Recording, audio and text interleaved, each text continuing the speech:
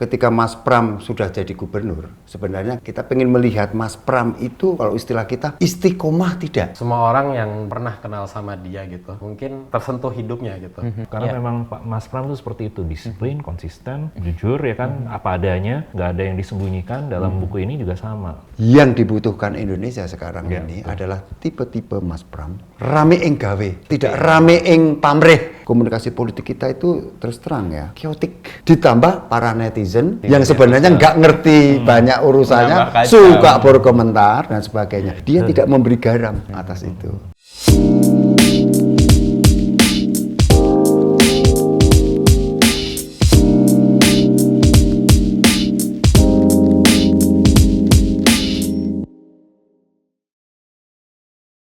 Sendiri, benar-benar sendiri. Ya sendiri. Oke. Wow. Tapi kan madeknya kan akeh. Di Jogja, Jakarta aku paling berhenti 2 kali. Oh enggak, aku banyak kali. Hampir tiap ini ya, tiap Rest area. Ya. Ya kan nggak bisa ngerokok di mobil. Iya, di Rest jalannya. area ngerokok. Jadi kita kayak ironi lagi nih. 4 orang bertemu untuk sesuatu yang tadinya nggak kita bayangin, sekarang jadi mewujud nih, buku nih. Nah, Mas Yaser, Mas Chandra, sama Mas Aji nih. 4, dan saya sih sebenarnya bagian dari buku itu. Jadi 4 orang yang kemudian bertemu. Nah, saya tanya ke Mas Chandra nih soal buku ini buku yang dirintis. Ini udah mulai nih. Kayaknya udah mulai sih kayak. Oh nggak dikasih apa-apa. Oh itu loh. Nah ini kan kita mulai 2023 ya. Saya ingat waktu itu di bulan Juni, lalu ada perjalanan naik turun dan kemudian ada perubahan-perubahan. Nah pendekatan penulisannya gimana Mas Chandra nih? Ya sebenarnya kan buku ini kan kalau kita ingat ya, kita ingat itu kan sebenarnya kan inisiatif kita ya. Waktu itu Mas Pram 60 tahun toh. Nah orang Jawa itu kan punya makna toh, 60 tahun itu. Memulai hidup yang lebih spiritual ya kan sebenarnya. Nah itu kan sebenarnya kita pengen kan waktu itu 60 tahun Mas Pram kasih hadiah buku. Tapi ingat nggak kita waktu itu kan kita pengennya memoir dia. Oh iya betul. Memor dia. Mas Pram kan bukan tipe begitu kan, kita ingat ya. Ya sudah, kita ubah kan, kita ingat kan, kita ubah menjadi biografi tentang Mas Pram, ya kan. Nah, ya sudah. Sebenarnya kalau cara penulisannya itu kan kita sepakat ya waktu itu ya, sepakat ini populer. Tapi populer itu kan tidak mudah sebenarnya. Ya kan, populer kan tidak mudah dan kita pengen malah sasaran kita malah anak-anak muda ya kan waktu itu. Ya ini kita kan ingat pesannya Pak Yaakob kan, jurnalisme yang bermakna. Jadi ada peristiwa itu selalu memiliki jalan cerita, ya kan? Tapi tidak sekedar melaporkan peristiwa dan jalan cerita. Tapi diberi makna. Harus diberi makna. Jadi Pak Yaakob itu memiliki bukan kredo lah, jurnalisme bermakna, Kan itulah kira-kira ya awal kita semua bertemu kan di situ ya waktu itu ya. Ya saya tanya Mas Aji nih, menyatukan antara narasi yang tadi dipahami, wah ini ada peristiwa, ada hal-hal yang kemudian dilaporkan dan kemudian diberi makna, menyatukan narasi dan visualnya itu gimana Mas Aji awal-awal? Awal-awalnya banyak titipan pesanan nih. Ada daftar-daftar gitu. Tapi kami berusaha untuk bagaimana menjembatani dan ya tugas seorang desainer juga harus bisa menerjemahkan menerjemahkan pesan-pesan yang mungkin ingin disampaikan lewat biografi tersebut ke ekspresi visual yang komunikatif, yang bisa sesuai dengan apa yang ingin dicapai oleh buku itu. Ya seperti tadi disampaikan oleh Mas Chandra, ingin menjangkau yang generasi yang muda. Betul, yang populer tadi tapi juga. Ini membicarakan seorang tokoh yang 60 tahun. Nah ini kan berarti kita harus mencari satu ekspresi yang tetap menghormati perjalanan pihak beliau, tapi pada saat yang sama accessible untuk yang muda tadi gitu. Nah ini berarti ya kita melakukan exercise lah istilahnya, exercise kreatif. Ada beberapa alternatif yang kami usulkan. Dan yang paling kena adalah yang terakhir ini, yang menjadi nggak terlalu jauh sebenarnya. Ya, nggak terlalu jauh. Nanti kita bahas lebih lanjut. Tapi dari Mas Haji saya ke Mas Yasser sih. Memadukan gitu antara tadi kan tokoh, lalu harapannya audiensnya lebih muda yang menerima. Nah, memadukan estetika yang dibayangkan dengan tokoh Mas Pram sendiri ini gimana Mas Yasser? Jadi, nah itu tadi saya ngelanjutin dari Mas Haji aja ya tadi. Jadi emang sebenarnya tuh di desain emang kesulitannya gitu ya. Kita harus nyari titik tengah di antara masa yang panjang itu yang harus kita kasih respect, terus kita juga kasih kita harus bisa bikin desain yang juga anak muda bisa ke-engage gitu buat ngelihat gitu. Buat interest buat apa sih ini buku gitu kan. Terus ada jadi list kita emang banyak gitu. Harus bisa gini, dan kadang bertolak belakang ya. Nyari tengah-tengahnya tuh emang takes time. Terus kita diskusi gitu antara saya dan Mas Haji juga gitu. Dan belum lagi ada flow cerita kan. Flow cerita yang kita harus jaga gitu ya. Consider juga di perhalaman bukunya gitu, dan itu juga sebuah trik lagi tersendiri gitu. Tapi ini bukan peran desain kan, problem solving juga kan, atau sebuah permintaan yang kayak nggak nyambung, tapi ini desain punya peran untuk melakukan itu ya. Terus konsep kita kan ya, kita ingat kan kita kasih nama Artfully Biography. Awal-awal Artfully Biography, jadi biografi yang ditulis dengan pendekatan estetik, artinya foto itu menjadi bagian elemen sangat penting. Dan juga kayak misalnya dari Pak Chandra punya konsep tentang bukunya seperti apa gitu.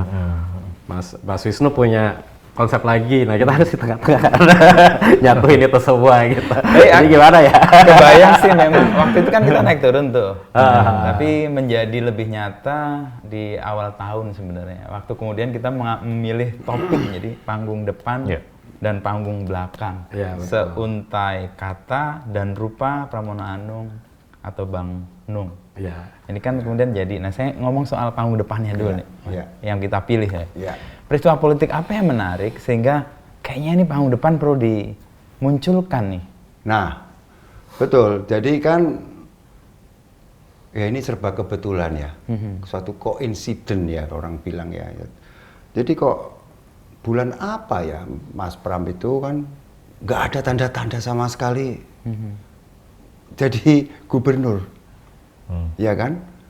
Nah, kan kita menginginkan, kan sebenarnya begini, ketika Mas Pram sudah jadi gubernur, sebenarnya kita itu pengen melihat, ya, kita pengen melihat Mas Pram itu kalau istilah kita istiqomah tidak, istiqomah itu konsisten, perilaku politiknya, gaya komunikasi politiknya, ini kita bisa melihatkan langsung toh, bukan yang sudah diberitakan sebelumnya. Nah, maka kita lihat waktu kampanye Mas Pram, mulai dari pencalonan, lalu kemudian sampai kampanye, istiqomah tidak. Nah itu, ini yang kemudian kita jadikan panggung depannya. Tetapi panggung depan kemudian mundur ke belakang, ya, mundur ke belakang ke masa-masa Mas Pram dididik oleh keluarga, seorang guru di Kediri, Mas Pram sebagai aktivis kampus, dan kehidupan keluarga Mas Pram sendiri dalam mendidik anak, lalu peran istri dan sebagainya. Nah, yang menarik juga itu sebenarnya ya waktu jadi mahasiswa aktivis ITB ya. ITB, Mas, saya kira nggak banyak orang tahu bahwa Mas Pram itu pernah demonstrasi di zaman Orde Baru, terus kemudian jadi ketua Dewan Mahasiswa dan sebagainya. lalu peran istri. Menarik lah. Artinya Mbak Hani sendiri itu cukup mewarnai ya dalam kehidupan Mas Pram ya, sebagai seorang kepala keluarga. Nah itu kita ceritakan. Nah kita merangkai itu semua menjadi sebuah cerita, ada peristiwanya, ada jalan ceritanya, tapi semua diberi makna. Makanya judul-judul tulisan-tulisan itu, ya di sini. Ya, judul-judul itu memang kita arahkan itu sebenarnya makna sebenarnya ya. Itu. Yang pertama nih, Kuku Macan di Dada Bang Nung. Nah itu, ini Kuku Macan. titik di mana Pramono Anung kemudian terpilih dan Betul. kemudian mendapat kayak pin ya, sebagai warga DKI dan sekaligus pemimpin orang Betawi. Betawi. Nah, sedangkan panggung belakang itu memang testimoni orang-orang yang dekat dengan Mas Pram dan sengaja tidak kita tulis, tidak kita tulis sebagai utuh, tapi dalam bentuk tanya jawab. Ini kenapa kita sengaja? Supaya suasananya itu seperti podcast kayak kita kayak ini nih. Ini kan podcast kita ini. Ya kan seperti itu. Jadi kita sengaja itu. Nah, lalu kemudian kita tambahkan siapapun pembaca yang ingin mengetahui secara cepat karir politik Mas Pram mulai tahun 98, awal-awal dia SMA, ITB, sampai kemudian jadi gubernur, kita bikin kronik. Ya, itu pendekatan paling itu. Nah, memang tantangan terbesar adalah bagaimana menyajikan itu secara populer. Nah, jadi yang namanya biografi, yang namanya kehidupan orang, ya tentu kan ada suka dukanya. Ya. Nah, kita coba menangkap itu ya. Nah, terus terang ya, saya sendiri waktu nulis itu kadang-kadang agak, orang Jawa bilang agak mbrebes mili ya. Mbrebes mili itu apa ya? Terharu ya, ada keterharuan. Bukan sekedar terharu. Bukan sekedar berkaca-kaca ya, agak netes itu.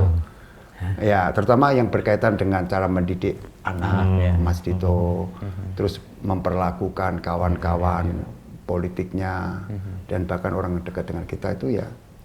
Misalkan ini nanti bisa dibaca. Bagaimana Mas Pram itu melihat itu polisi yang menjaga patroli atau kawan itu, dia bisa menangis karena minum kopinya itu dari gelas plastik itu loh. Nah itu ya. Nah itu salah satu tanda ya kalau kita memberi makna keseluruhan hidup Mas Pram itu. Mas Pram itu memiliki kesalehan spiritual. Tetapi dia tidak berhenti di situ. Tidak kemudian lantas menjadi kesalehan ritual. Tetapi dia bawa kesalehan spiritual itu masuk dalam kesalehan sosial. Nah, kesalehan sosial itu tentu dalam kapasitas dia sebagai politisi, sebagai kepala keluarga, atau sebagai pimpinan macam-macam kegiatannya. Jadi seluruh perilaku Mas Pram itu kalau boleh kita simpulkan ya di situ. Jadi tidak ada pemisahan antara kesalehan spiritual dan kesalehan sosial. Nah ini Mas Aji nih, Mas Yaser bisa cerita bagaimana mendekati tokoh yang sekompleks ini ya, baik dari sisi desain, visual, atau Mas Yaser atau Mas Aji dulu?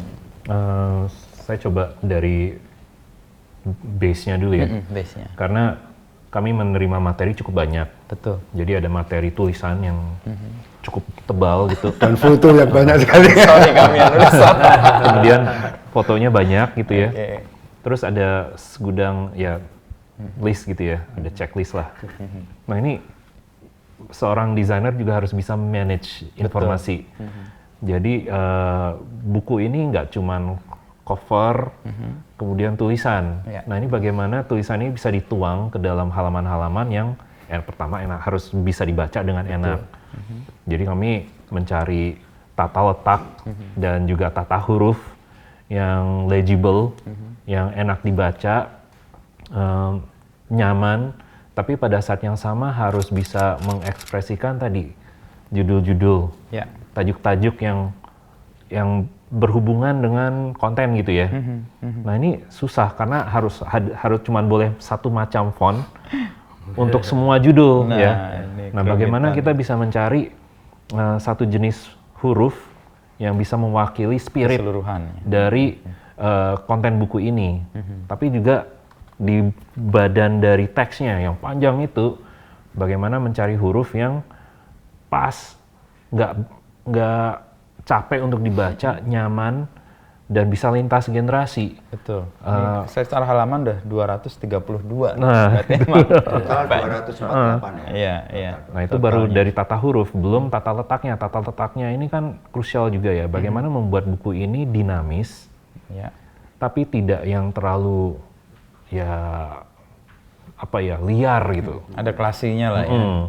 Ada modern, menghormati konten, betul, dan menghormati tokohnya, tapi pada saat yang sama bisa reachable ke generasi.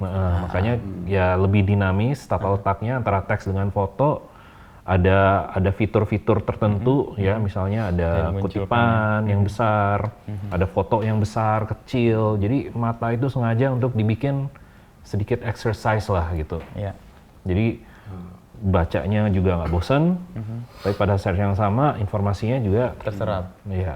Kalau dan ini pesan kita sama Mas Yasser sama Mas Aji, pokoknya buku jangan lebih dari 250.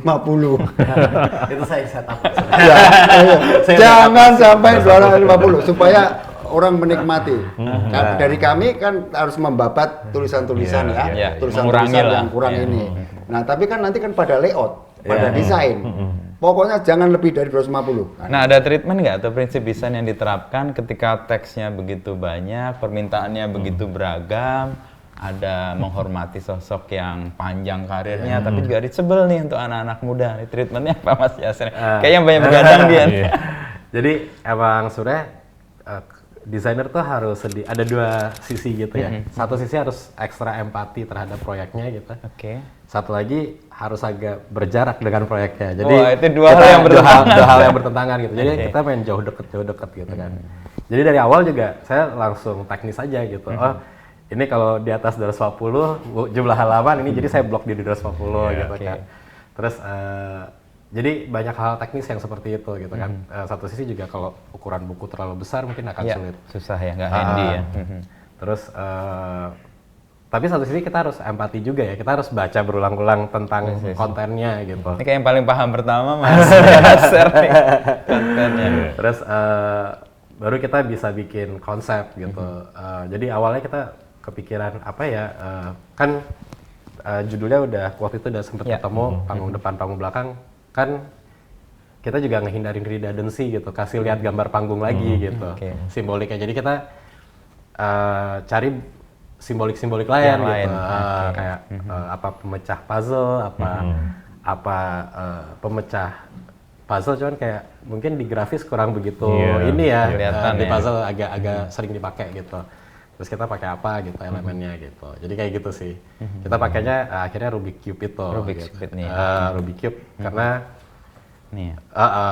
jadi idenya sih sebenarnya Rubik Cube kan perlu kesabaran untuk memainkannya, terus perlu latihan yang berulang kali, terus perlu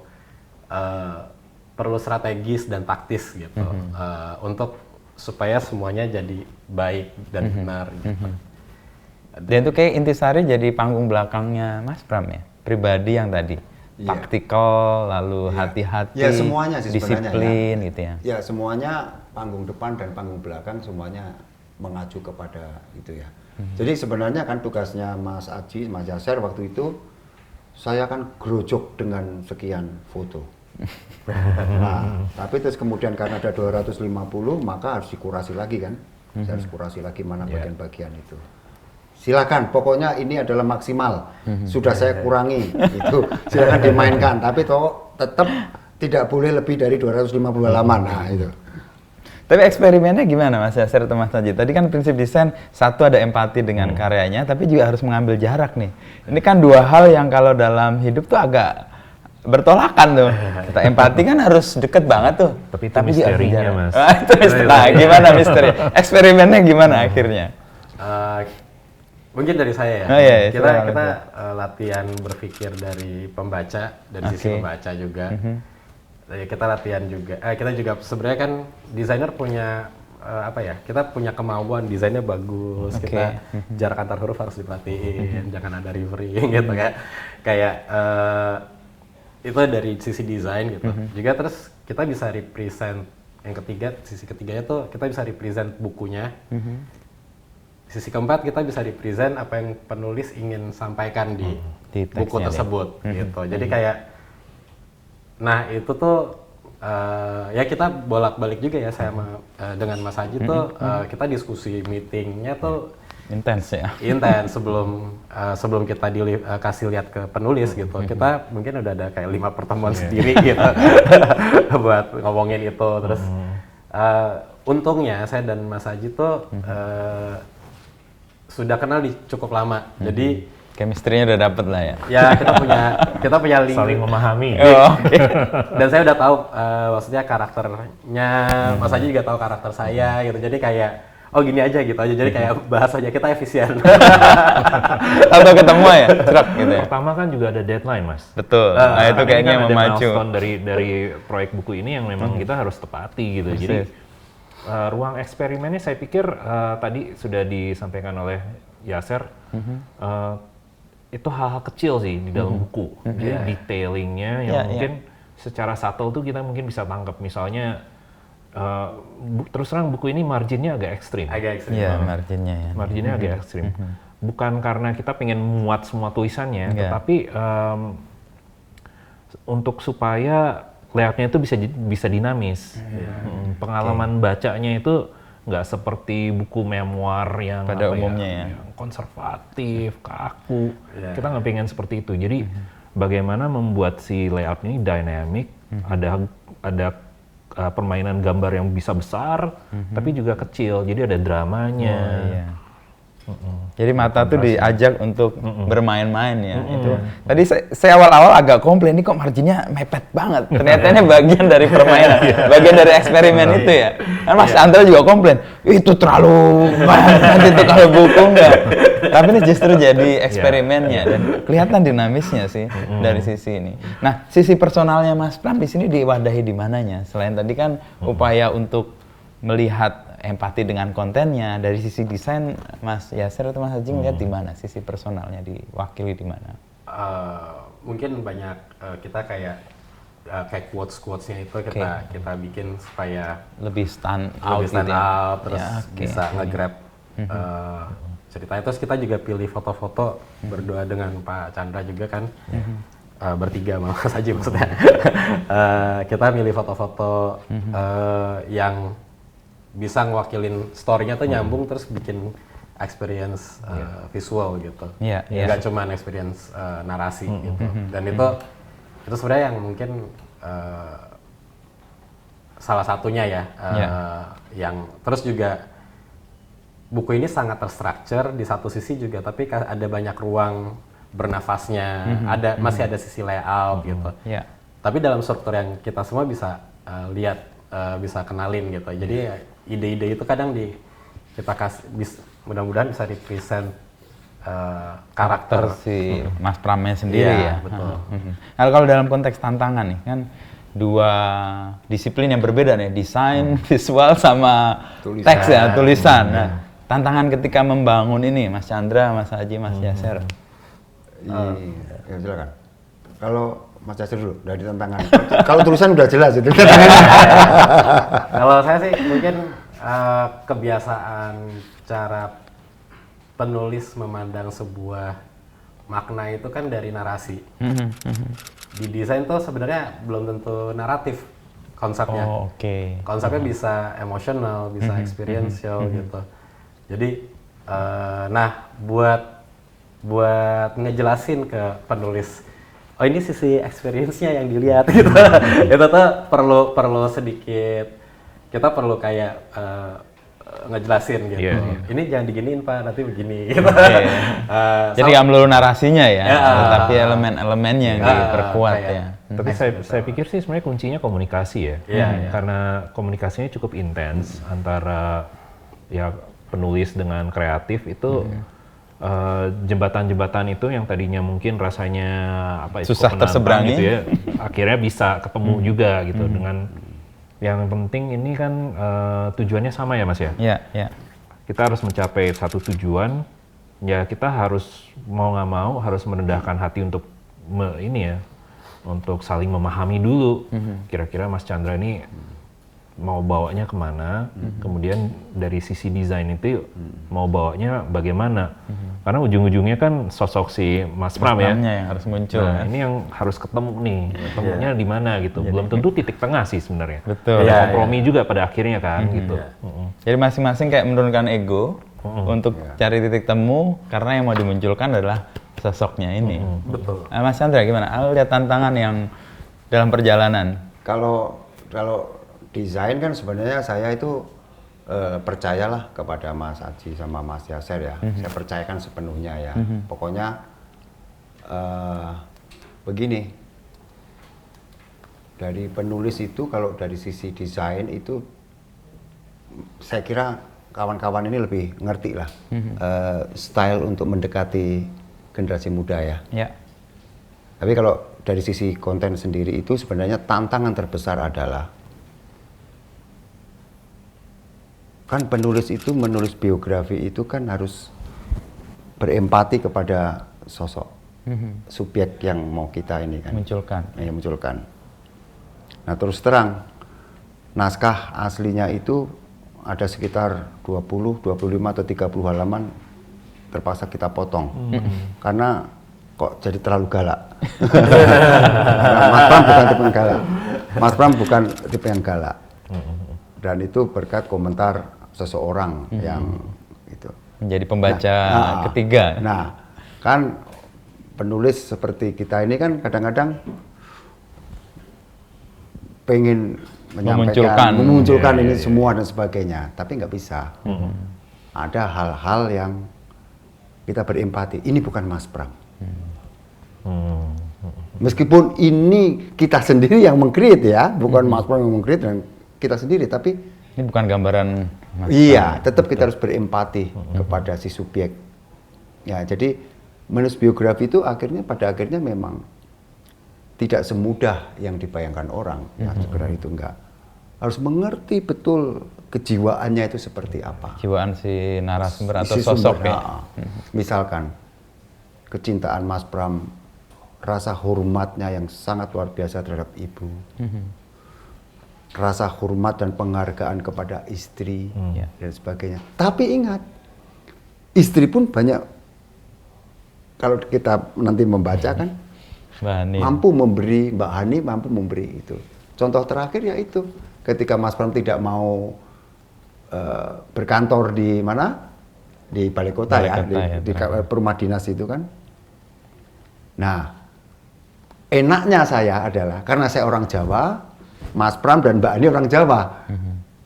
Enaknya kan di situ. Jadi kita bisa memahami Jawa. Kalau Mas Pram katakan orang Batak, barangkali saya juga akan tergagap-gagap untuk pendekatannya. Untuk mendekati itu ya. Jadi itu. Jadi tantangan terbesar saya kira Mas Pram adalah penulis adalah berempati kepada si subjek dan menekan ego. Padahal yang kita buang sampai 30 halaman dan sebagainya itu ya memang fakta juga. Ya kan. Nah, jadi saya selalu ingat Pak Yaakob kita kan selalu bilang, nek keperucut piye? Keperucut itu apa no? Kalau kelepasan. Jadi ini sifat-sifat prudent yang ada di Kompas Gramedia itu tetap kami, karena kita kan berdua kan bekerja di Kompas Gramedia, jadi kita tetap ini yang membuat buku ini juga menjadi sangat lama akhirnya kan. Kita setelah proofing akhir aja terus diolah lagi, dicek lagi. Akhirnya juga mengubah desain juga akhirnya beberapa yang kecil-kecil. Keperucut piye itu selalu saya pegang. Kalau pembagian perannya gimana akhirnya nanti setelah teks sudah nih, desain udah ketemu konsepnya. Nah, akhirnya kan ya penulis ya dengan rela juga ya udah kepada desainer. Desainer ya udah tulisannya kayak gini. Gimana Mas Aji Mas Yaser? Kalau di dapur saya sih banyak exercise dulu, Mas. Oke. Karena untuk mencari, bahkan teksnya udah masuk pun kita masih tetap harus coba. Oke. Ya artinya dicetak ya, kemudian kita baca, lihat lagi, respon, ya kan. Jadi diolah lagi, dibalik lagi, di layout lagi.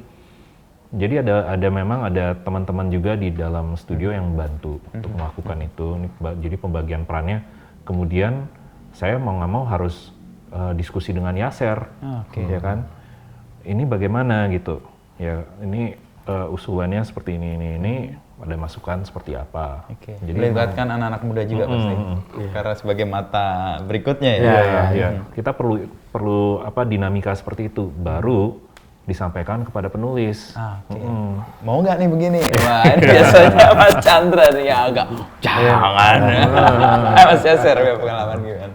Sebenarnya mungkin yang kalau di sisi desain ya sebenarnya ya visual in general tuh sisi teknisnya tuh juga banyak. Jadi kayak kita kayak ngelihat teknis dan mechanical-nya tuh sebenarnya banyak ya.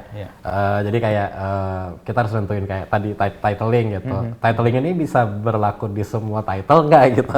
Kalau jumlah katanya sekian dengan jumlah katanya sekian masih make sense nggak? Iya, itu tuh yang kayak things yang kita harus pecahin bersama gitu.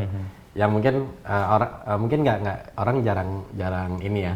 Terus typeface ini nih punya kecenderungan condense gitu, lebih condense dibanding typeface lainnya gitu. Jadi, kalau gitu trackingnya mesti ditambah deh kayaknya. Tapi kalau trackingnya ditambah banyak. Jadi kayak jawaban ada masalah lagi. Dan itu sebenarnya yang kita sebenarnya waktu di level itu tuh udah kita ngebahasnya udah teknis gitu. Oh ini kayaknya digini. Nah, terus kita bagi tugasnya di situ sebenarnya. Jadi nanti jadi kayak kita awalnya mulai dari makro gitu, terus nanti sampai terakhir ke mikronya gitu, masuk ke mikronya. Detail-detailnya banyak soalnya. Namanya buku itu, kalau Mas Wisnu lihat ya itu ada nomor halaman, ada footernya, ada running head-nya, bukan body copy doang. Iya. Dan banyak komunikasi yang sebenarnya kita banyak komunikasi yang tidak dilakukan bahasa ya.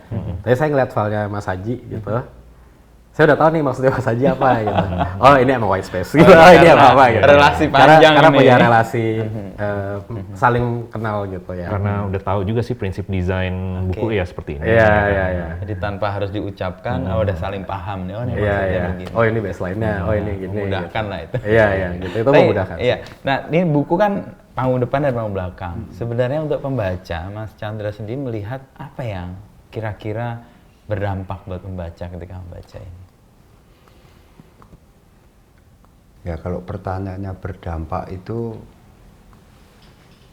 sebagai penulis sebenarnya saya tidak boleh mempromosikan buku sendiri. Ya kan? Dari pengalaman Mas Chandra sudah memahami sosok ini. Iya. Tapi sebenarnya Mas Pram itu sosok yang apa namanya ya? Begini. Ini kan dunia sekarang itu kan dunia yang chaotic ya. Yang chaotic, apalagi dengan sosial media. Nah, Mas Pram itu tetap istiqomah dengan langgamnya dalam berpolitik. Nggak pernah memberi komentar, nggak pernah mengipas-ngipas satu peristiwa dan sebagainya. Jadi sebenarnya sumbangan terbesar Mas Pram dalam komunikasi politik di Indonesia itu adalah ketika dia tidak menambah garam kepada peristiwa yang sedang berjalan. Barangkali karena dia orang Jawa, itu yang makna yang paling penting dari sisi politik. Dan yang kedua, Mas Pram itu yang saya sebut tadi memiliki kesalehan sosial secara pribadi itu ya, dalam ketika itu diterjemahkan dalam kesalehan sosial secara luas ketika jadi gubernur. Kalau orang memperhatikan, rakyat itu sangat dia perhatikan. Mulai dari urusan kartu-kartu itu. Jadi Mas Pram itu tipe politisi demokrasi, dia tidak meninggalkan demos. Demos dalam demokrasi itu sebenarnya kan bukan rakyat seluruhnya sebenarnya, tapi yang paling penting si minoritas yang harus diperhatikan. Demokrasi kan di situ. Yang tertinggal itu kan demokrasi kan di situ sebenarnya, ya kan? Nah itu yang perlu diperhatikan dari buku ini yang kalau kita mau mencari makna. Nah selain soal kedisiplinan. Oh iya, itu disiplin waktu. Ini mengakui sendiri Mas Pram, tidur paling 3-4 jam. Sampai ibunya Mas Pram aja bilang sama Pak Kateno, sopirnya, Pak Kateno, pokoknya kalau sama Mas Pram itu yang nomor 1 disiplin. Dan itu benar-benar diterapkan di keluarga ya. Itu satu. Jadi kalau lalu dalam perilaku komunikasi politik itu yang paling penting ketika tidak konfrontasi. Di dalam demokrasi kan harus konfrontatif, ya kan? Ini partai-partai harus konfrontatif untuk menghasilkan kesepakatan bareng. Tapi Mas Pram tidak mau mengambil jalan konfrontatif. Dia menggunakan jalan yang lebih harmoni orang Jawa, gaya-gaya orang Jawa. Nah, persis di situ sebenarnya itu bisa menjadi wacana, bahan diskusi di kalangan politik, apakah langgam komunikasi politik dan perilaku politik Mas Pram itu apakah cocok atau tidak cocok untuk Indonesia. Nah itu urusan para akademisi ya. Pertanyaan berikutnya itu kan, iya, kan? Mengkaji iya, itu. Silakan. Tapi kan proven sebenarnya dalam perjalanan 60 tahun itu cara-cara yang tidak konfrontatif dalam politik ternyata juga membawa hasil. Iya, tapi tetap itu akan terjadi perdebatan ya. Artinya pihak yang sana kan bisa bilang, kalau tidak dengan langgam begini, jangan-jangan lebih cepat. Kan gitu. Nggak, itu memang menarik. Jadi langgam politik kita itu dan komunikasi politik kita itu terus terang ya, chaotic. Yang ditambah para netizen yang sebenarnya nggak ngerti banyak urusannya, suka berkomentar dan sebagainya. Dia tidak memberi garam atas itu, karena lebih panggung belakang kan, menyelesaikan itu. Nah itu jadi ya itulah kira-kira yang perlu dibaca soal kedisiplinan untuk anak-anak muda, kedisiplinan, lalu well plan dalam hidup, ya kan, lalu kemudian kegemaran belajar dan bagaimana menghormati orang lain. Nah waktu Mas Pram berbicara soal ibu dan kepada istri itu saya sempat berebes milih. Oh begitu ya, terhadap istri, terhadap ibu, sangat hormat. Jadi Mas Pram orang yang sangat-sangat menghormati wanita. Dia tidak perlu gembar-gembor gender, tapi seluruh perilakunya sangat menghormati wanita. Mas Pram itu. Nah, di karakter atau personality yang demikian kompleks terwakili dengan desain ini dan memberi maknanya di sisi mana, Mas Yasser atau Mas Anji? Ada misalnya warna nih kita pilih lalu ini ada Rubik's di sini, lalu di dalam juga kita melihat permainan yang tadi secara mata ini menyenangkan, tapi juga nggak kehilangan konten gitu ya. Nah, bisa dijelaskan makna dari desain ini? Mungkin saya duluan. Jadi kayak misalnya kita pengen ngasih lihat warmnya Mas Pram. Pak Pram. Bapak. Pak Pram saya biasa manggil Mas. Kalau kita biasa manggilnya Mas Pram. Dan lebih muda manggilnya Pak Pram. Terus saya mungkin kita kayak editing editing foto-fotonya pun sendiri kita bikin kayak kontras, which is tegas, tapi satu sisi juga warmth gitu. Terus juga kayak visualnya kita sedikit kan kalau dilihat kayak ada Rubik Cubes, Rubik Cubes-nya juga jadi tekstur, itu yang kompleks, tapi juga masih terstruktur, nggak over, mudah-mudahan nggak over, apa namanya? Expose ya. Terus juga strukturnya, kita berusaha kayak strukturnya tetap desain, tapi masih tetap fokusnya di narasi-narasinya itu gitu. Jadi bukan desain ini gitu, bukan artbook gitu. Terus juga ya gitu sih kita Rubik Cubes itu tuh sebenarnya simbolik aja sih, tentang tadi untuk orang mengatur, bekerja untuk menata, iya itu perlu ketelitian, perlu kesabaran. Terus juga kita pakai warna orange yang bisa, ya mudah-mudahan bisa merepresent kedinamisan dan juga dan Jakarta sih. Pas banget nih. Persis. Mas Aji mau nambahin? Kalau buat saya sih tantangannya adalah bagaimana merepresentasikan seorang tokoh yang ya bisa dibilang elegant statesman, yang mungkin jarang ya di Indonesia. Tetapi bukan figur yang simple, kompleks, ya kan? Kompleks. Makanya bukunya bisa dibilang nggak sederhana juga, tapi pada saat yang sama konsisten. Nah ini kita harus mengaturnya sedemikian rupa supaya konsisten throughout, karena memang Pak Mas Pram itu seperti itu, disiplin, konsisten. Jadi itu kita jujur ya kan, apa adanya, nggak ada yang disembunyikan. Dalam buku ini juga sama, jadi semuanya makanya kontras foto-fotonya. Jadi hal-hal seperti itu bisa diwakili dengan detail-detail yang mungkin secara nggak langsung kita bisa temukan, tapi itu nanti bisa di-experience dalam membaca keseluruhan ini. Dan ini sebetulnya judul yang tadinya kan hipotesis kita nih sebenarnya, panggung depan dan panggung belakang. Dan konsistensi itu ternyata tertemukan. Apa yang dinyatakan Mas Pram atau Pak Pram di perjalanan menuju gubernur, yang tadi kan jarang sekali ngomong. Terkonfirmasi dengan panggung belakangnya nih. Baik dari orang-orang yang kenal dengan Mas Pram atau Pak Pram atau berjalan bersama, bahkan ketika kita wawancara Mbak Hani, istrinya, dan juga Mas Pramnya sendiri, ini cukup panjang wawancara dengan Mas Pram di situ. Dan itu kayak memberikan kesempatan buat kita, oh ya panggung depan dan panggung belakang ternyata sinkron.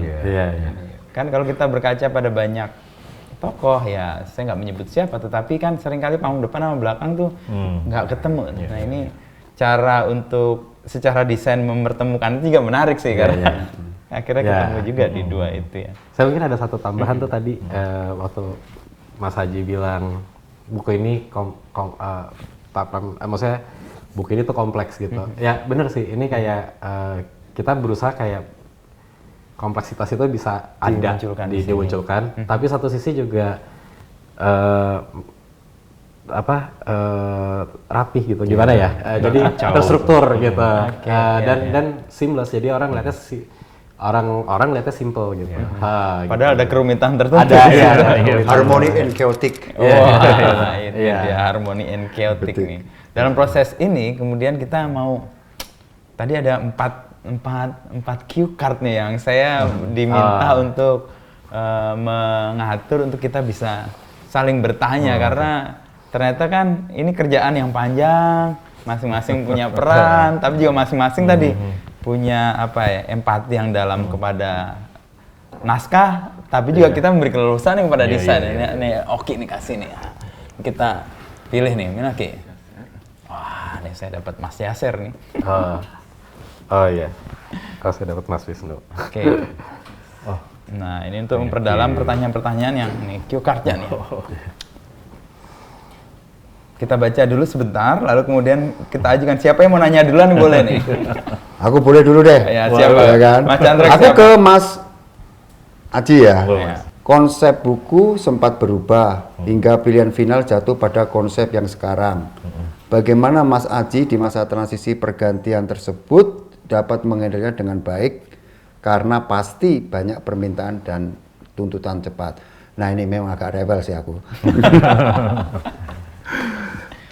Mas Aji adalah sosok yang kalem. Gimana Mas Aji menghadapi semua input yang masuk dalam dan impulsif, tetapi tetap tenang. Nah, ini sebenarnya nyindir aku ini sebenarnya ini. Saya ini. Ini disengaja ini kayaknya ini. Ketahuan kalau aku memang paling rewel. Silakan Mas. Jawab. Sorry ya, terus terang ya agak sorry kan. Di profesi desain itu ketemu banyak macam-macam orang, Mas. Karakternya macam-macam. Jadi ya ini apa ya, seninya justru di situ ya. Bagaimana kita jangan terpancing secara emosional dulu. Kan kita bangun relasi nih. Ya kan, membuat sebuah buku, proyek itu juga ya kita bangun relasi. Nah, ini ada permintaan yang memang kami tampung dulu semua. Kami tampung dulu. Kita coba baca dengan hati-hati tanpa harus bereaksi, ya kan? Kita baca dulu. Kecakapan tertentu ini. Ada yang possible, ada yang mungkin tidak possible. Nah, tapi kita coba cari, kita exercise, mungkin nggak. Pada akhirnya yang tidak mungkin ya kita sampaikan, konsultasi dengan Yaser, gitu kan. Tapi yang mungkin tetap kita exercise, kita terima. Jadi nggak semuanya pasti bisa gitu ya. Jadi saya terlalu cerewet nggak, Mas? Aku tampung dulu, Mas. Ini kasih Mas Aji nggak bereaksi dengan cepat. Tenang, terima. Soalnya ya karakter orang ya beda-beda, kita juga harus bisa toleran ya, respect dulu gitu. Menghormati lah. Mas Chandra lebih senior gitu kan. Paling senior dia. Iya. Gitu, Mas. Ini ada satu lagi nih. Ya. Ada nggak perbedaan pendapat saat menentukan desainnya seperti apa? Oh, ini untuk Mas Yaser dan ya Aji. Silakan. Mana itu? Ada nggak perbedaan pendapat desain seperti apa? Silakan dijawab itu. Kayaknya nggak perbedaan pendapat sih enggak ya. Mungkin lebih ini gini kali ya. Waduh, nggak tahu, coba dulu deh. kita nggak pernah kayak apa ya. Mungkin ada banyak hal yang walaupun kita punya pengalaman banyak gitu, kalau kita nggak coba dulu kita nggak tahu works apa enggak gitu. Jadi kayak kita lumayan bisa kesini kali ya gitu. Kita coba dulu gitu. Jadi kayak prosesnya sebenarnya malah lebih mudah ya di antara desainer. Tapi saya nggak tahu di dalam timnya Mas Aji sendiri waktu exercise itu, soalnya waktu itu udah cukup banyak layer kan. Ya sebenarnya kan kalau sama Mas Aji ya, waktu itu kan saya tuh hanya bisa membayangkan bentuk kan. Hanya membayangkan bentuk. Nah, teknik pelaksanaannya bentuknya itu seperti apa gitu. Memang ada beberapa kali perubahan, tapi overall Mas Aji mampu menangkap itu. Kan orang seperti saya itu kan hanya bentuknya kayak gini iki loh, Mas Aji Peter Crow ya. Terus gitu aja. Untung ketemu dengan sosok yang tenang. Tenang. Kalau ketemu yang reaktif, kayak berantem ya. Tapi saya nggak tahu caranya betul kan ya. Enggak, Mas, masih dalam kewajaran. Diplomatis luar biasa. Saya di industri consultant gitu. Kita ngadepin situasi yang mungkin lebih orang yang berbeda-beda banget sih. Ya, yang karakteristiknya. Kebayang sih. Jadi. Nah, sekarang saya nih, Mas Chandra udah kan? Udah. Saya ke Mas Yaser ya ternyata. Apa ide atau kesan pertama yang Mas Yaser tangkap dari sosok Pak Pramono ya saat baca naskah atau tulisan dari kami nih? Lalu bagaimana akhirnya memutuskan, foto yang dipilih ini foto yang ini nih, yang semula hitam putih kemudian dibuat berwarna. Lalu yang kedua, buku ini kan dikemas dengan pendekatan humanis ya. Lalu gimana cara juga Mas Aji, Mas Yaser mungkin sekalian menyeimbangkan tiap elemen cerita agar memiliki rasa yang khas di tiap halamannya. Karena tadi kan halamannya panjang dan sebagainya. Kalau dari yang saya baca ya, yang diwakilkan di cover gitu, karakter Bapak Pram itu mungkin orang yang sangat disiplin, memecahkan masalah dengan terstruktur gitu. Mungkin tapi satu sisi juga humanis. Kadang banyak hal yang orang lain nggak pikirkan gitu. Empati itu tinggi banget. Jadi banyak orang lain nggak pikirkan. termasuk saya gitu. Terus ada Pak orang yang Pram mikirin memikirkan. ini ya gitu, yang mungkin saya juga harus belajar tuh tentang itu. Mungkin juga kalau dari foto-fotonya gitu selalu kelihatan ya keramahannya di senyumannya itu tuh selalu kelihatan. Terus di story juga mungkin ini ya di setiap kehidupan sekitarnya gitu. Bapak selalu jadi apa ya, orang yang diaspirasikan gitu. Jadi kebaikan untuk sekitarannya, orang lain gitu. Mungkin saya lebih banyak explore waktu baca saya lebih banyak berulang-ulang di panggung belakang. Oke. Dan itu buat saya kayak menyentuh banget sih. Semua cerita-cerita itu menyentuh dan semua orang yang pernah kenal sama dia gitu. Mungkin apa ya, tersentuh hidupnya gitu. Gitu. Dari panggung belakang yang ini ya. Dari panggung yang tadi belakang. membuat Mas Chandra berebes mili kalau dari Ya, itu mungkin dari saya yang itu yang saya kesulitan ngevisualinnya. Jadi kayak ada banyak foto-foto yang sebenarnya kita pilih sengaja yang foto itu sederhana, bukan foto diatur, di set gitu. Terus kita ambil foto-foto dari berkas lama ya. arsip itu justru lama dari mewakili mana gitu. kejujuran ininya ya, ekspresinya. Iya. Oke. Terus juga kita maksudnya berusaha untuk being honest, visualnya juga jujur apa adanya gitu. Makanya Gitu sih. banyak ambil arsip ya. Iya, Beberapa iya. foto ini misalnya saya lihat foto yang saya juga baru pertama lihat bagaimana Mas Pram sebagai aktivis di Bandung ya. Iya. Dan nah ini dia. Di lapangan basket yang selalu diceritakan itu kan. Iya. Proses bagaimana masa muda awalnya ini kan. Iya. Dan dia duduk di sini. Oke. Sekarang Mas Aji kayak nanya, itu buat siapa Mas Aji? Ini buat Mas Chandra. Balesan nih. Oke, yang pertama ya. Apa yang paling emosional atau paling sulit Mas Chandra tulis untuk dituangkan dari sisi personal Bang Nung? Yang pertama. Yang kedua, saat menyelami kisah hidup Bang Nung, adakah hal yang membuat Mas Chandra secara pribadi juga ikut berubah dalam cara memandang kepemimpinan? Oh ya, yang paling sulit sebenarnya adalah episode ketika Mas Pram mulai masuk dunia politik sampai jadi sekarang ini ya, yang saya kasih judul Mendayung Antara Dua Karang. Saya mengambil Bung Hatta, buku Pak Hatta. Mendayung dua karang itu benar-benar dalam proses politik Mas Pram itu banyak sekali dilema yang harus dia itu. Dan bagaimana dia harus seperti itu menyelesaikan ini semua.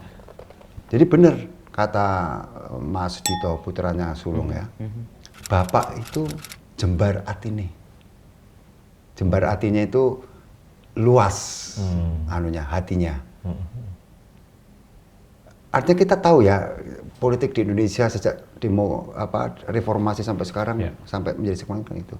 Tapi dia mampu tetap tersenyum, menghadapi lawan-lawan politiknya, tetap bersahabat. Itu tidak mudah loh, tidak mudah. Saya bilang itu yang menarik. Nah, yang menarik juga adalah ketika panggung belakang mengikuti wawancara tadi semua itu ya banyak hal yang mengharukan ya. Kalau ditanya berubah atau tidak dalam soal kepemimpinan, maksudnya saya ya, saya berubah ya. Apa ya yang berubah ya? Ya pokoknya ya banyak hal yang bisa saya pelajari lah ya dari Mas Pram itu saya banyak pelajari. Tapi ya memang ya kalau saya boleh buka di sini juga ya. Sama orang Kediri nih kayaknya. Enggak. Kalau saya buka di sini, jadi istri saya itu kan saya minta draft itu semua. Jadi penulis seperti saya itu kan kadang mengalami blind spot karena itu revisi itu kan berkali-kali dan sebagainya. Nah, pas bagian yang menyangkut mendidik anak dengan disiplin, itu istri saya itu ya dengan enaknya itu ngomentari saya, ya begitu itu toh caranya mendidik anak, harus dengan disiplin. Ya saya ya diem aja, saya pura-pura keluar beli rokok aja. Itu. Karena tersindir banget. Tersindir banget. Maksud saya itu tolong dibaca mana-mana yang ininya. Malah langsung itu menjadi cermin, jadi cermin saya untuk mengkritik saya gitu. Padahal saya orang sangat disiplin. Saya itu termasuk orang yang sangat keras terhadap diri sendiri, tapi tidak bisa keras terhadap orang lainnya itu kan. Kalau soal disiplin bolehlah ya, diingatkan, tapi ya so far masih disiplin lah. Artinya punya self responsibility pribadi ya, masih ada lah. Apalagi kalau yang kecil-kecil, karena saya itu tipe yang dedicated worker ya. Jadi Mas Haji kan sering kan, Mas Haji tolong halaman ini diubah. Ya ini kecil-kecil gitu kan ya. Itu. Gitu aja sih Mas, itu ya. Oke, mantap. Ini buat teman-teman juga nih. Iya, Mas Haji. Bagaimana Anda melihat tokoh yang ditulis, yang sebelumnya menteri dan sekarang gubernur, di mana kesulitan dalam pembuatan buku tersebut? Kalau saya nggak pernah ngalamin, jadi mungkin yang pernah menulis tentang tokoh-tokoh nih. Ya, Wisnu dulu. Ya. Wisnu dulu. Saya kenal Mas Pram tuh sebenarnya jauh sebelum buku ini ya. Jadi kira-kira tahun 2009, 2008, bahkan 2004. Karena awal-awal politik dan pemilu presiden yang dipilih langsung itu kan membawa Mas Pram masuk ke panggung nasional. Dan relasi yang panjang itu, lalu kemudian ada ajakan untuk menulis buku ini, saya agak canggung sebenarnya. Bahaya juga karena terlalu dekat kan, terlalu dekat dalam arti hubungannya dan relasinya udah panjang. Tapi ketika menghadapi Mas Pram dengan karakter yang tadi sudah kita sebut, saya pointing out satu hal disiplin. Dan itu luar biasa itu, menurut saya. Dan itu jadi bagian kayak menurut saya, ini nih orang nih. Jadi saya pernah kan janjian wawancara jam 10 gitu. Mas Pram tuh jam 10 kurang udah nungguin gitu. Dan di situ untung saya datangnya pas. Dan itu punya kayak kemampuan untuk mendidik orang lain tanpa harus mengatakan, tetapi dia melakukan. Nah ini poin-poin yang menurut saya ada di sini Mas Haji. Dan itu keteladanan. Ya keteladanan itu kemudian membuat saya ini nih yang kayaknya harus disampaikan, dituangkan. Sekaligus kesulitan tapi sekaligus blessing sih buat saya. Jadi ngerasa ini pribadinya tidak bertolak belakang dengan apa yang dikatakan atau dinyatakan karena perbuatannya juga. Dari saya itu sih Mas. Kalau saya mungkin ini ya nambahi Wisnu ya. Jadi wawancara Mas Pram itu sebenarnya Mas Pram itu orang sangat terbuka. Dia tidak menjaga image. Persis. Ya, tidak mau menjaga image. Dan dia sampaikan apa-apa. Tapi kita sebagai penulis punya self censorship. Ya, mana yang kita mau tuangkan, mana yang kita punya self censorship. Itu. Nah, itu tugas kita lah untuk itu. Tapi sangat terbuka dan memang apa ya? Melihat manusia itu ya seperti begitu, ada kedewasaan. Karena begini Mas Haji ya. Seseorang yang ditulis biografinya atau menulis biografinya itu orang yang sangat dewasa loh. Artinya dia sangat sadar bahwa di dalam dirinya tidak hanya ada melulu hal positif, tapi ada negatif. Ketika dia menyampaikan hal yang negatif dari diri dia dengan terbuka, sangat dewasa. Nah, Mas Pram juga begitu.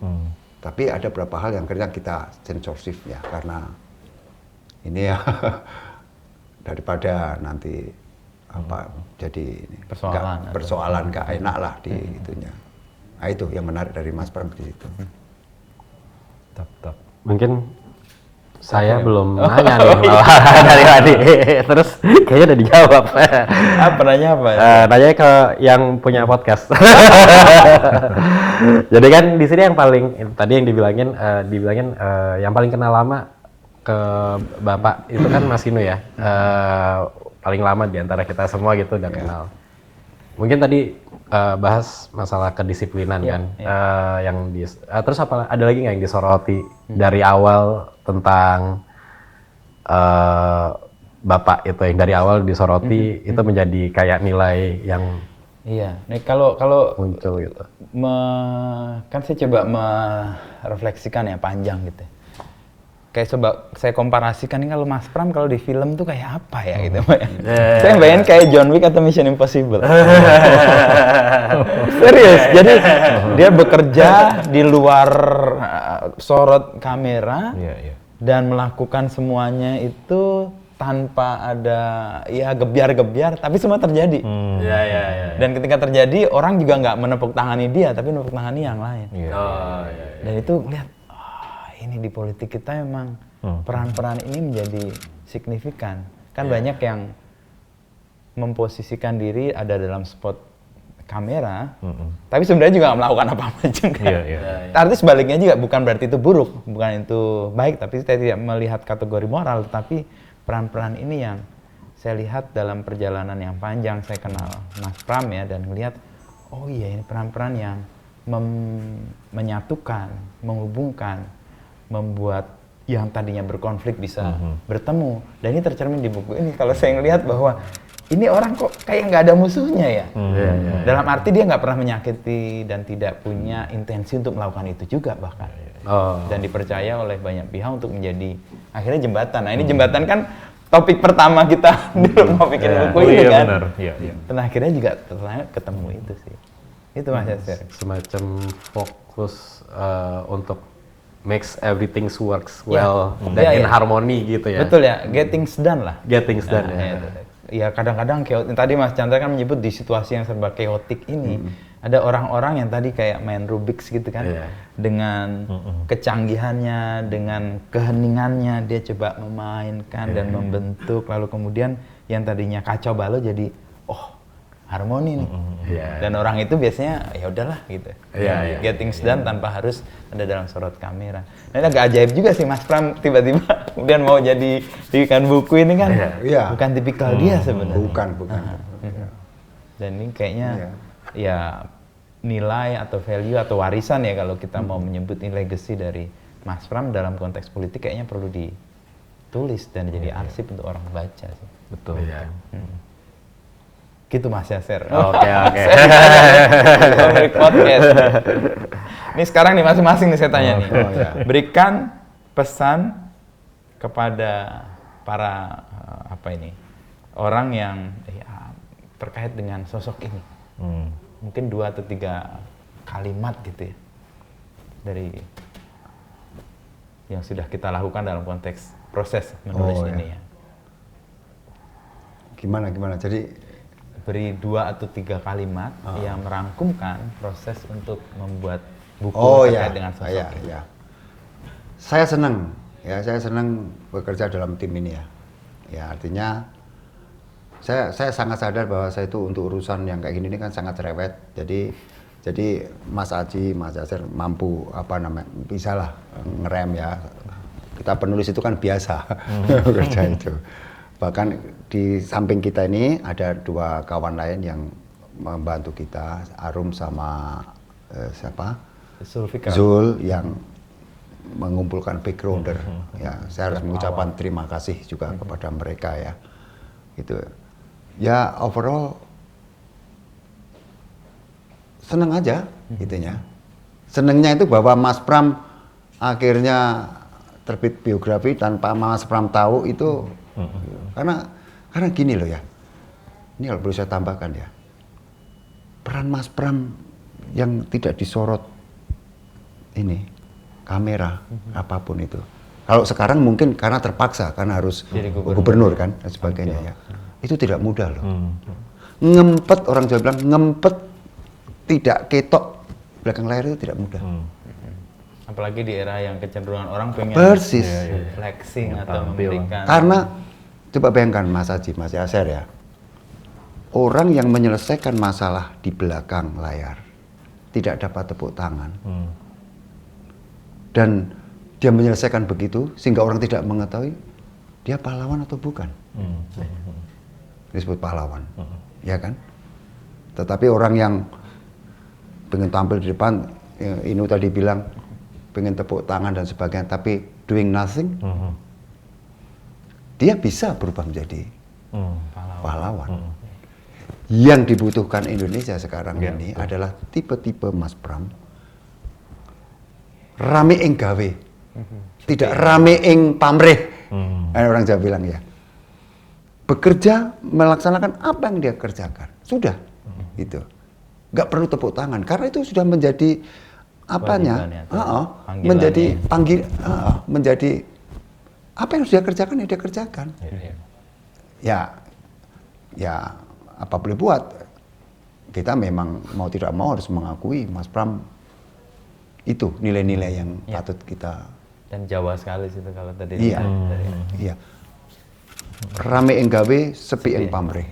Itu ya. Mas Asir, itu Mas Haji. Mungkin saya mau saya dulu dong. Mungkin saya ini apa ya? Jadi saya bukan orang yang mudah apa namanya di tim kerjasama gitu tuh. Mungkin ini kayak saya harus nurunin ego saya dan lain-lain gitu. Saya harus belajar dari buku ini. Jadi saya harus dari sisi lain pelan-pelan dirapihin gitu. Jadi mungkin Mas Haji lebih tahu ya tentang karakteristik saya gitu di dunia desain tuh. Saya lumayan dominan, terus buat di kali ini saya harus agak mundur untuk yang terbaik. Kadang apa buat result yang baik gitu. Dan kadang emang kita harus step back gitu. Dan ya belajar juga dari baca naskahnya, oh ya begini, mungkin ini kayak solusi paling baik deh begini. Gitu. Jadi kayak ya sebenarnya ada pertama kali saya belajar juga gitu ya di proses relasi ini, proses kita ini semua. Gitu. Oke, Mas Haji.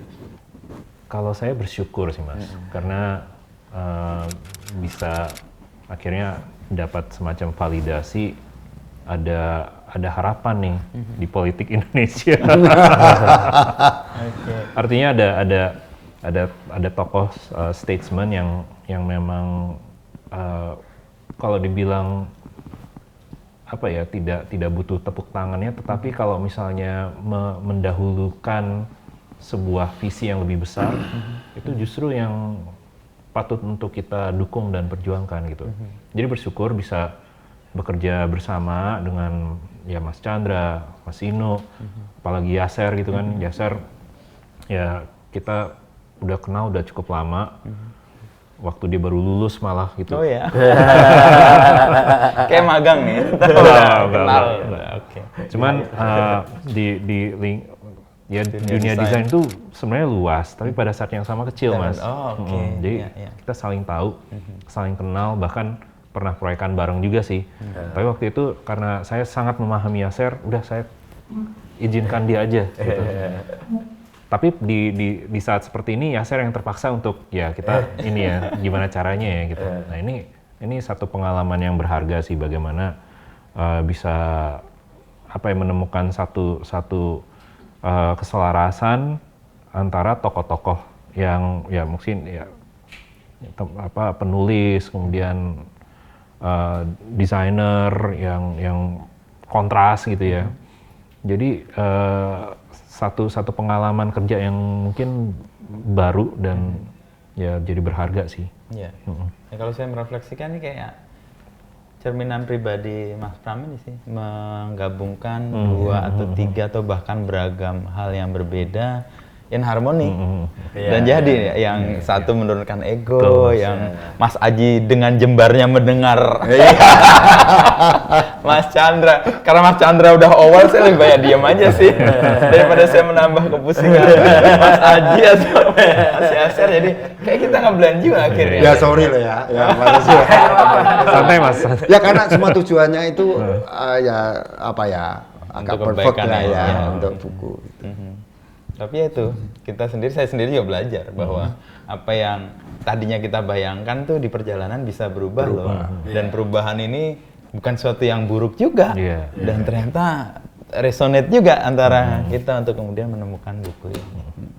Itu aja sih kira-kira. obrolan Oke, kita. terima kasih. Thank you Mas Chandra, Mas Aji dan Terima kasih Mas Wisnu, Masih. Mas Chandra.